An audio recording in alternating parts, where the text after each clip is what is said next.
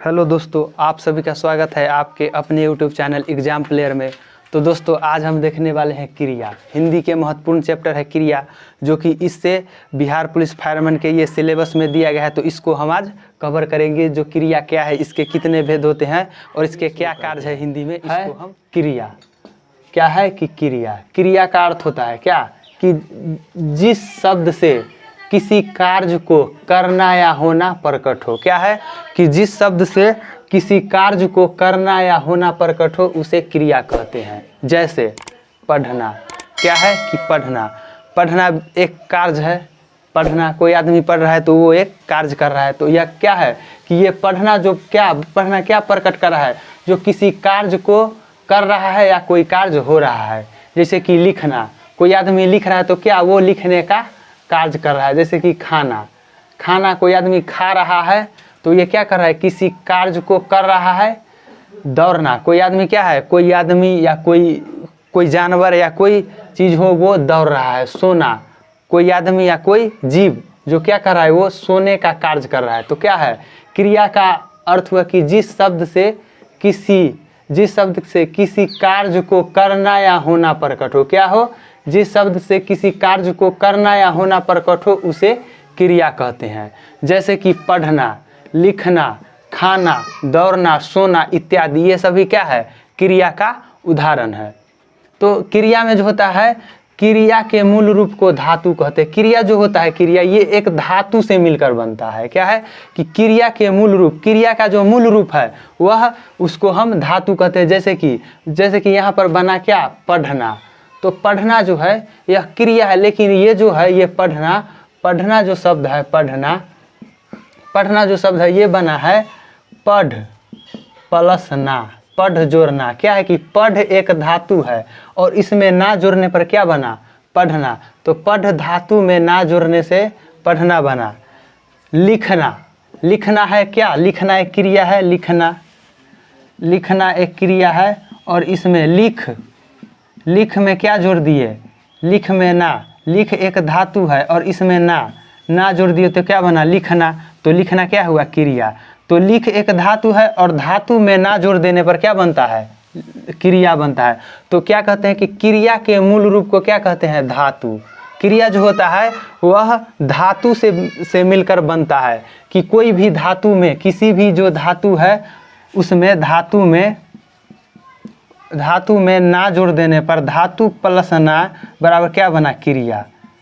धातु में ना जोड़ देने पर क्या बना, क्रिया। जैसे कि दौड़ना है तो दौड़ एक क्रिया, दौड़ क्या है, एक धातु है और इसमें ना जोड़ देने पर क्या बना, दौड़ना। तो क्या है कि क्रिया के मूल रूप को क्या कहते हैं, धातु कहते हैं। धातु के आगे क्या है कि धातु के आगे ना जोड़ने से क्रिया का सामान्य रूप बदल जाता है। जैसे धातु में ना जोड़ने से पढ़ना बना। क्या है कि धातु में जब हम ना जोड़ दिए तो क्या बना, पढ़ना। तो इसी प्रकार से हो जाता है क्रिया का परिभाषा कि जिस शब्द से किसी कार्य को करना या होना प्रकट हो उसे क्रिया कहते हैं। जैसे पढ़ना, लिखना, खाना, दौड़ना, सोना इत्यादि। तो इस तरह से बहुत सारा उदाहरण है। इसमें हम कुछ उदाहरण को लिए हैं आप लोगों के समझने के लिए। क्रिया के मूल रूप को क्या कहते हैं, क्रिया के मूल रूप को धातु कहते हैं। धातु के आगे ना जोड़ने से क्रिया का सामान्य रूप बदल जाता है। किसी भी धातु में हम ना जोड़ देते हैं तो उसमें क्रिया का सामान्य रूप जो होता है वह बदल जाता है। जैसे लिख जोड़ना तो क्या बना, लिखना। चल धातु में ना जोड़ दिए तो क्या बना, चलना। तो ये सभी हुआ कि क्रिया के मूल रूप को धातु कहते हैं। तो ये हुआ क्रिया के उदाहरण। और यहाँ पर क्रिया के भेद क्या है कि क्रिया के भेद को अब पढ़ना है। क्रिया के दो भेद हैं। क्या है कि क्रिया के दो भेद है, एक है सकर्मक क्रिया और एक है अकर्मक क्रिया। क्या है कि एक है सकर्मक क्रिया और एक है अकर्मक क्रिया। सकर्मक होता है कर्म के साथ और अकर्मक होता है क्या, स का अर्थ हुआ साथ और कर्म का अर्थ हुआ कर्म का अर्थ हुआ कर्म। तो कर्म के साथ होने वाला क्रिया सकर्मक क्रिया। लेकिन अकर्मक क्रिया में क्या होता है कि अ का मतलब हुआ अलग। इसमें क्या होता है कि कर्म इसके साथ नहीं होता है। लेकिन सकर्मक में जो होता है कर्म और क्रिया दोनों साथ होता है। लेकिन अकर्मक में कर्म के साथ वह क्रिया नहीं होता है। तो चलिए सकर्मक का परिभाषा देखते हैं। क्या है कि जिन क्रिया के कार्य का फल कर्ता को छोड़कर कर्म पर पड़ता है। क्या है कि जिन क्रिया के कार्य का फल कर्ता को छोड़कर कर्म पर पड़ता है। क्रिया में जो कार्य होता है ना, उसका जो फल है कर्ता पर न पड़ के कर्म पर पड़ता है, उन्हें सकर्मक क्रिया कहते हैं। क्या है कि फल जो है क्रिया के कार्य का फल कर्ता को छोड़कर, यानी कि कर्ता को छोड़कर कर्ता पर नहीं पड़ के कर्म पर पड़ता है, उन्हें सकर्मक क्रिया कहते हैं। जैसे अध्यापक ने लड़के को पीटा। क्या है कि अध्यापक जो है वह लड़के को पीटने का कार्य कर रहा है। तो क्या है यहाँ जो है यहाँ अध्यापक है कर्ता और लड़का को ये हुआ कर्म। तो अध्यापक ने लड़के को पीटा, तो इस वाक्य में अध्यापक जो है ये करता है। क्या है कि इस वाक्य में अध्यापक ने लड़के को पीटा में अध्यापक जो है अध्यापक ये है कर्ता। अध्यापक क्या है कर्ता है जो कार्य का फल, अध्यापक के कर्ता है जो कार्य कर रहा है, कार्य का फल लड़का यानी लड़का क्या है कर्म। यहाँ पर लड़का क्या है कर्म। तो लड़का कर्म पर परा। क्या है कि लड़के के कर्म पर परा, अतः इस वाक्य में सकर्मक क्रिया हुआ। क्या है कि अध्यापक जो है पीटने का कार्य लड़के को पीटने का कार्य कर रहा है। तो अध्यापक क्या कर रहा है पीटता है, और वह किसको मारता है लड़के को। तो अध्यापक हुआ कर्ता और लड़का हुआ कर्म। तो अध्यापक जो है वह लड़के को पीट रहा है, तो अध्यापक करता है जिसका फल लड़का, अध्यापक है जिसका फल जो है वह लड़के पर पड़ रहा है। तो इस वाक्य में जो है क्रिया का फल कर्ता पर न पड़ के क्या है कर्म, कर्ता पर न पड़ के लड़के कर्म है।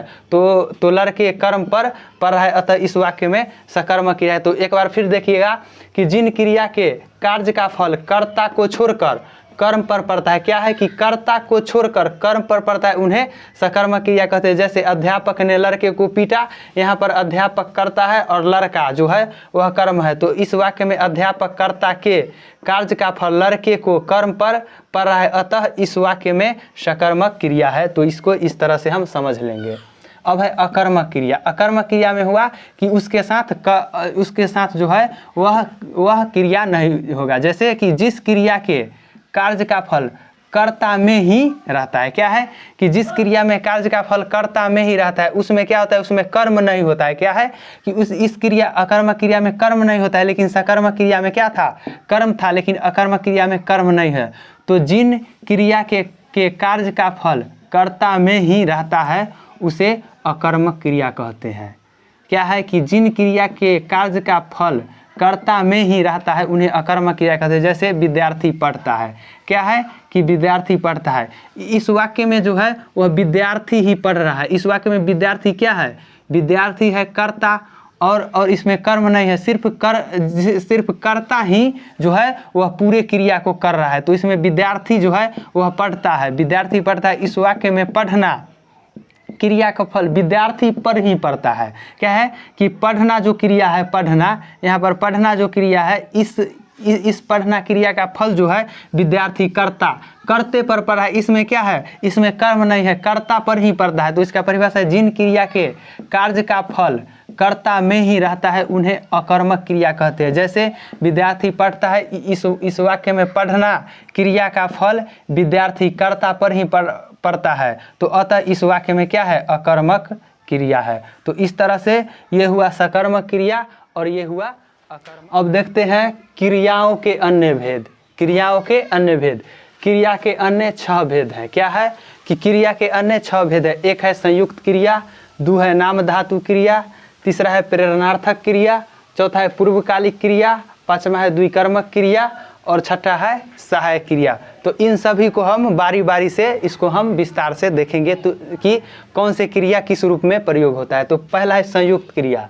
क्या है कि संयुक्त का अर्थ हुआ क्या कि 2 या 2 से अधिक क्रियाओं से पूर्ण क्रिया बनती है। क्या है कि संयुक्त का अर्थ हुआ कि कोई भी 2 क्रिया के जोड़ने से वह संयुक्त क्रिया बनाती है। तो क्या है कि 2 या 2 से अधिक क्रियाओं से पूर्ण क्रिया बनते हैं। संयुक्त क्रिया क्या है जो ये है कि 2 या 2 से अधिक क्रियाओं से ये संयुक्त क्रिया बनती है। जैसे कि राम खाना खा चुका है, तो यहाँ पर 2 क्रिया, एक है खाना और एक है चुकना। तो ये दोनों की तो ये दोनों क्रिया क्या है, ये दो क्रिया है, तो ये दोनों क्रिया मिलकर क्या बना, एक संयुक्त क्रिया क्या बना कि राम खाना खा चुका है। दो क्रिया मिलकर बना, खाना और चुकना, ये दोनों क्रिया मिलकर एक संयुक्त क्रिया बना, राम खाना खा चुका है। तो इसका हुआ कि दो या दो से अधिक क्रियाओं से पूर्ण क्रिया बनती है। संयुक्त क्रिया क्या है कि दो या दो क्रिया होगा या दो से अधिक क्रिया होगा, दो क्रिया होगा या दो से अधिक क्रिया होगा। तो ये दो या दो से अधिक क्रिया मिलकर क्या बनाते हैं, एक संयुक्त क्रिया बनाती है। जैसे राम खाना खा चुका है, इस वाक्य में खाना एक क्रिया है और चुकना एक क्रिया है, अतः ये दोनों मिलकर दो क्रिया बनाए, जो कि संयुक्त क्रिया हुआ राम खाना खा चुका है। अब है नाम धातु क्रिया। नाम धातु क्रिया क्या है कि जो क्रियाएं संज्ञा या विशेषण बनती है, क्या है कि वह क्रिया जो संज्ञा या विशेषण बन जाती है। जैसे कि बात से बतियाना, एक क्रिया क्या है बात, और इसे क्या बना बतियाना। तो ये क्या है, बात से बतियाना, ये क्या है, ये संज्ञा है। हाथ से हथियाना, ये क्या बना, एक हाथ है, इसको हथियाना एक क्रिया बना। तो ये सभी क्या है, ये सभी है संज्ञा क्रिया के उदाहरण। दुख से दुखाना, तो दुख एक संज्ञा है, लेकिन ये क्या बना दुखाना, तो ये बना क्या क्रिया। अब है लाज से लजाना, तो लाज एक क्रिया है, वहाँ पर लजाना क्या बना, लाज एक धातु है और यहाँ क्या बना लजाना एक क्या बना क्रिया बना।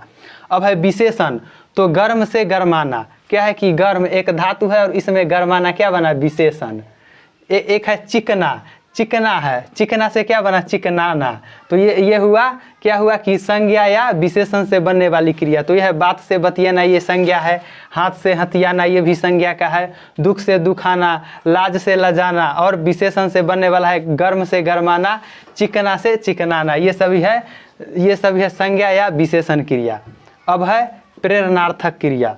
प्रेरणार्थक क्रिया में हुआ कि किसी को स्वयं कार्य न करके किसी को कार्य करने के लिए प्रेरित करता है। तो देखिए यहाँ पर जिन क्रियाओं से मालूम हो कि कर्ता स्वयं कार्य न करके किसी दूसरे को कार्य करने के लिए प्रेरित करता है, क्या है प्रेरणार्थक। यहाँ पर प्रेरणार्थक, प्रेरणा का अर्थ क्या हुआ कि वो स्वयं कार्य न करके किसी को कार्य करने के लिए प्रेरित करता है, यानी कि उसको कार्य करने के लिए कहता है स्वयं कार्य न करके।